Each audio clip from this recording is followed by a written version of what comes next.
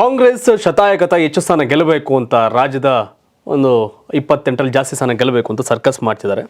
But ಅದರಲ್ಲಿ ಅಲ್ಪಸಂಖ್ಯಾತ ಸಮುದಾಯ ಮುಸಲ್ಮಾನರು ಸರಿಸುಮಾರು 100 ಓಟ್ಗೆ 100 ಓಟ್ನೂ ಸಹ ಕಾಂಗ್ರೆಸ್ಗೆ ಹಾಕ್ತಾರೆ ಅನ್ನೋ ನಂಬಿಕೆಯನ್ನು ಅವ್ರು ಇಟ್ಕೊಂಡಿದ್ದಾರೆ. ಆ ರೀತಿ ಅಲ್ಪಸಂಖ್ಯಾತರು ಸಹ ಕಾಂಗ್ರೆಸ್ನ ಕೈ ಹಿಡಿದಿದ್ದಾರೆ. ಬೆಂಗಳೂರು ಕೇಂದ್ರ ಲೋಕಸಭಾ ಕ್ಷೇತ್ರ ವ್ಯಾಪ್ತಿಯಲ್ಲಿ ಮುಸಲ್ಮಾನರು ಮತ್ತು ಕ್ರಿಶ್ಚಿಯನ್ ಕಮ್ಯುನಿಟಿ ದೊಡ್ಡ ಮಟ್ಟಕ್ಕಿದೆ. ಜೊತೆಗೆ ಕಾಂಗ್ರೆಸ್ನ ಘಟಾನುಘಟಿ ನಾಯಕರಿದ್ದಾರೆ. ಸೊ ಹೀಗಾಗಿ ಅಲ್ಪಸಂಖ್ಯಾತರು ಒಗ್ಗಟ್ಟು, ಓಕೆ ಜಮೀರ್ ಚುನಾವಣೆ ಮಾಡ್ತಾರೋ ಬಿಡ್ತಾರೋ, ಹ್ಯಾರಿಸ್ ಮಾಡ್ತಾರೋ ಬಿಡ್ತಾರೋ, ರಿಜ್ವಾನ್ ಮಾಡ್ತಾರೋ ಬಿಡ್ತಾರೋ, ಜಾರ್ಜ್ ಓಟ್ ಕೇಳ್ತಾರೋ ಬಿಡ್ತಾರೋ, ದಿನೇಶ್ ಗುಂಡೂರಾವ್ ಪ್ರಾಮಾಣಿಕವಾಗಿ ಮಾಡ್ತಾರೋ ಬಿಡ್ತಾರೋ.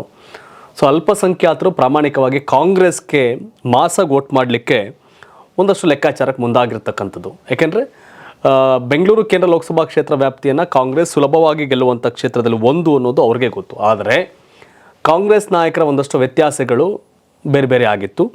ಸೊ ಇದೀಗ ಕ್ರಿಶ್ಚಿಯನ್ ಕಮ್ಯುನಿಟಿ ಮತ್ತು ಮುಸಲ್ಮಾನ ಸಮುದಾಯ ಎರಡೂ ಸಮುದಾಯಗಳು ಸಹ ದೊಡ್ಡ ಮಟ್ಟಿಗೆ ಕಾಂಗ್ರೆಸ್ನ ಮನ್ಸೂರ್ ಖಾನ್ ಪರವಾದಂತೆ ಹೋಗ್ತಾ ಇರ್ತಕ್ಕಂಥ ಸನ್ನಿವೇಶ. ಯಾಕೆಂದರೆ ಇಲ್ಲಿ ಹ್ಯಾಟ್ರಿಕ್ ಹೀರೋ PC ಮೋಹನ್ BJPಯನ್ನು ಗೆದ್ದಿದ್ದಾರೆ, 4ನೇ ಬಾರಿ ಟಿಕೆಟ್ ಪಡ್ಕೊಳ್ಳೋದ್ರಲ್ಲಿ ಯಶಸ್ವಿಯಾಗಿದ್ದಾರೆ. ಸೊ ಅವರ ಪಕ್ಷದಲ್ಲಿ ವಿರೋಧಗಳು ಇರೋದ್ರ ಜೊತೆಗೆ DK ಶಿವಕುಮಾರ್ ಈ ಕ್ಷೇತ್ರ ಗೆಲ್ಲೇಬೇಕು ಅನ್ನೋ ಜಿದ್ದಿ ಕೂಡ ಬಿದ್ದಿದ್ದಾರೆ. DK ಶಿವಕುಮಾರ್ ಈ ಕ್ಷೇತ್ರವನ್ನು ಗೆಲ್ಲಿಸ್ಕೊಳ್ಬೇಕು ಅನ್ನೋ ಕಾರಣಕ್ಕೋಸ್ಕರ. ಸೊ ಹೀಗಾಗಿ ಇಲ್ಲಿ ಈ ಅಲ್ಪಸಂಖ್ಯಾತರ ಒಗ್ಗಟ್ಟು BJPಗೆ ಇಕ್ಕಟ್ಟಾಗುತ್ತಾ ಅನ್ನೋ ಪ್ರಶ್ನೆ, ಬೆಂಗಳೂರು ಕೇಂದ್ರದಲ್ಲಿ ಕಮಲಕ್ಕೆ ಪೆಟ್ಟು ಬೀಳುತ್ತಾ ಗೆಲುವಿಗೆ ಅನ್ನೋ ಪ್ರಶ್ನೆಗಳು. ಸೊ ಕಾಂಗ್ರೆಸ್ ನಾಯಕರು ಏನೇ ಉದಾಸೀನತೆ ತೋರಿದ್ರು, ಕಾರ್ಯಕರ್ತರು ಮತ್ತು ಅಲ್ಪಸಂಖ್ಯಾತ ಮತದಾರರು ಕಾಂಗ್ರೆಸ್ ಪಕ್ಷಕ್ಕೆ ದೊಡ್ಡ ಮಟ್ಟಿಗಿನ ಬೆಂಬಲವನ್ನು ತಗೊಳ್ಳೋದ್ರಲ್ಲಿ ಯಶಸ್ವಿಯಾಗಿದ್ದಾರೆ. ಆ ಕ್ಯಾಂಪೇನ್ ಆಗ್ಬೋದು, ಬೇರೆ ಬೇರೆ ಲೆಕ್ಕಾಚಾರ ಆಗ್ಬೋದು.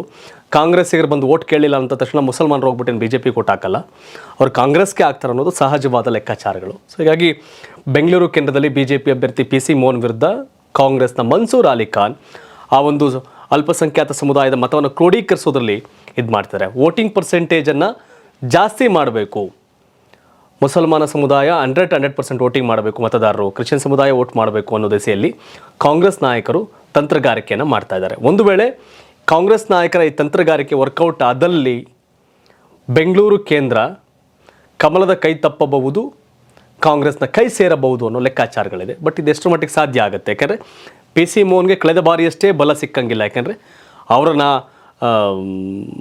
ಶಾಂತಿನಗರ, ಗಾಂಧಿನಗರ ಒಂದಷ್ಟು ಭಾಗದಲ್ಲಿ ವಿರೋಧವನ್ನು ಫೇಸ್ ಮಾಡಿದ್ದಾರೆ. ಗೋ ಬ್ಯಾಕ್ PC ಮೋಹನ್ ಕೂಡ ಆಗೋಯ್ತು ಶಾಂತಿನಗರದಲ್ಲಿ ಒಂದು ಕಡೆ. ಸೊ ಈ ಹಿನ್ನೆಲೆ ಇದೆಷ್ಟು ಮಟ್ಟಿಗೆ ಆಗುತ್ತೆ ಅಂತ ನೋಡಬೇಕು. ಕಾಂಗ್ರೆಸ್ ಈ ಅಲ್ಪಸಂಖ್ಯಾತ ಮತಗಳನ್ನ ಕ್ರೋಢೀಕರಿಸುವ, ಸೆಳೆಯುವ, ಹೆಚ್ಚು ಪೋಲಿಂಗ್ ಮಾಡುವಂಥ ಸ್ಟ್ರಾಟಜಿ ವರ್ಕೌಟ್ ಆದರೆ ಡೆಫಿನೆಟ್ಲಿ ಅದು ಸಕ್ಸಸ್ ಆಗ್ಬೋದು. ಬಟ್ ಇದೆಷ್ಟು ಮಟ್ಟಿಗೆ ಸಾಧ್ಯ ಆಗುತ್ತೆ ನೋಡಬೇಕಾಗತ್ತೆ ಕಾದು. ಇದು ಬೆಂಗಳೂರು ಉತ್ತರದಲ್ಲಿ ಸಾಧ್ಯ ಆಗಲ್ಲ, ದಕ್ಷಿಣದಲ್ಲಿ ಕೂಡ ಸಾಧ್ಯ ಆಗಲ್ಲ. ಇದು ಸಾಧ್ಯ ಇರೋದು ಸೆಂಟ್ರಲಲ್ಲಿ ಮಾತ್ರ.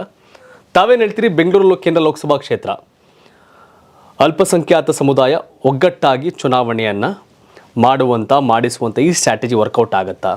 ಕಾಂಗ್ರೆಸ್ಗೆ ಅನುಕೂಲ ಆಗುತ್ತಾ? ಅಥವಾ ಇದೆಲ್ಲವನ್ನೂ ಮೀರಿ PC ಮೋಹನ್ ಲೋಕಸಭೆ ದಡ ಸೇರ್ತಾರಾ? ತಮ್ಮ ಅಭಿಪ್ರಾಯ ಏನು? ಕಾಮೆಂಟ್ ಮಾಡಿ ತಿಳಿಸಿ. ಕಾಂಗ್ರೆಸ್ ನಾಯಕರು ಉದಾಸೀನತೆ ತೋರಿದ್ರು, ಕಾಂಗ್ರೆಸ್ ಕಾರ್ಯಕರ್ತರು ಮತದಾರರು ಬಂದು ಪೋಲಿಂಗ್ ವೋಟ್ ಮಾಡ್ತಾರಾ?